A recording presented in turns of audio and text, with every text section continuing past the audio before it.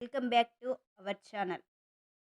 కొత్త ration card కోసం apply చేసుకొని ఎదురు చూస్తున్న ప్రజలకు తెలంగాణ ప్రభుత్వం శుభవార్త చెప్పింది. అన్ని అర్హతలు ఉండి రేషన్ కార్డు కోసం అప్లై చేసుకున్న అభ్యర్థుల యొక్క అప్లికేషన్ తొందరగానే అప్రూవ్ చేస్తుంది. అయితే కొందరికి రేషన్ కార్డు వచ్చిందో లేదో తెలుసుకోవడానికి ఇబ్బంది అవుతుంది.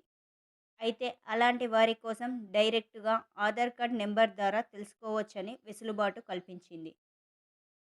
దానికోసం ముందుగా మీ జిల్లాను సెలెక్ట్ చేసుకొని మీ సేవ అప్లికేషన్ నెంబర్ గానీ, లేదా ప్రజాపాలన దరఖాస్తు నెంబర్ కానీ, లేదా యూఐడీ అంటే ఆధార్ నెంబర్ ద్వారా తెలుసుకోవచ్చు.